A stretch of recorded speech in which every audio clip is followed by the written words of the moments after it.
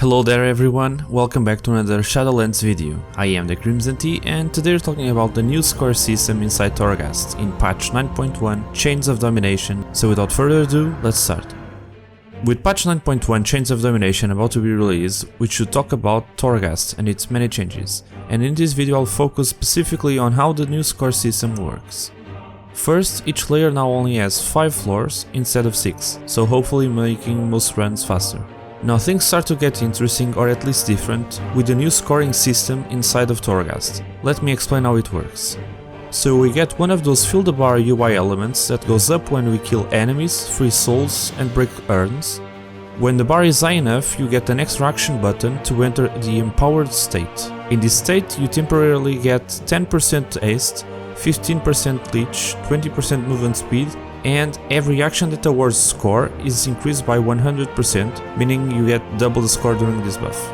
After killing the final boss, which again is on floor 5, you get a new little scoreboard showing you how you performed in terms of score. It ranks you with up to 5 blue gems.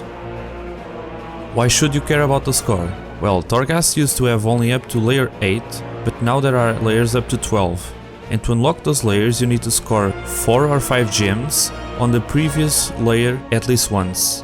For instance, I did the run rushing to the exit on layer 9, and by the end my score was only 3 gems, because I ignored most of some floors, meaning I couldn't go to layer 10 and instead had to get a better score on layer 9.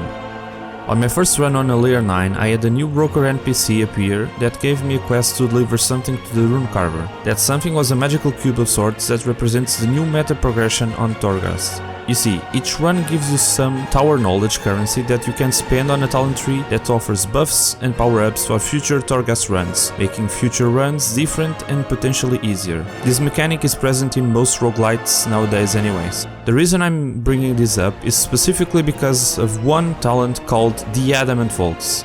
When you have that talent, if you end a run on one of the new layers with a score of 5 gems, the exit out of Torghast transforms into a red portal, and it will take you to the 6th floor, and then to the 7th. These 2 extra floors have new assets, so expect new traps, new enemies and new bosses. The bosses on the 5th and 7th floors, at least during the PTR, were able to drop the new cosmetic shoulder items that were added to Torghast. You can also buy them from the vendors inside floor 3 and 5 by spending 300 Phantasm. But having other avenues to earn those items opens up options.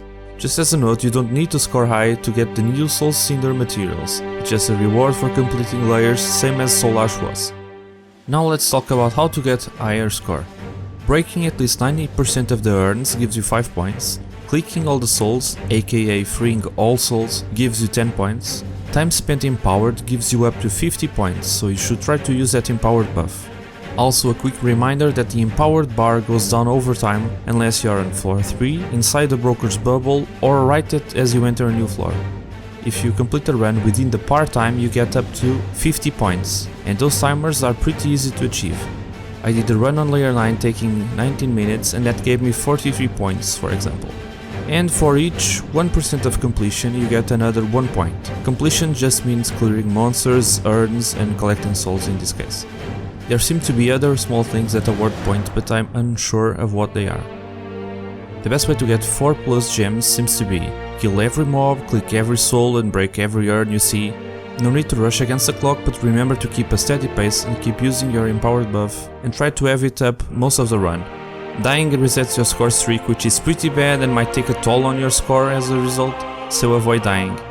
If you need to go away from the keyboard, do so at the beginning of each floor, on floor 3 or inside the broker's bubble on floor 5, as the score streak is paused at those times. As you can see, the system seems to have become a bit more complex, but at the end of the day, most runs will still be working the same. I'll be making another small video focused just on the rewards part of Torghast, so stay tuned for that. Now, what's your opinion on these changes? Feel free to leave a comment down below and remember to like the video if you enjoyed it. Thanks for watching and see you on the next video. Bye!